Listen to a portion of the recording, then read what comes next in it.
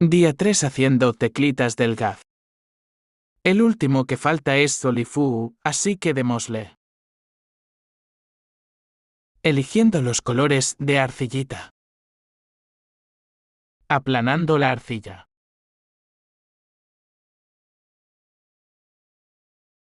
Limpiando un poquitín. Aplanando el cabellito. Y un poco de su ropita, celeste. Y ya está terminado.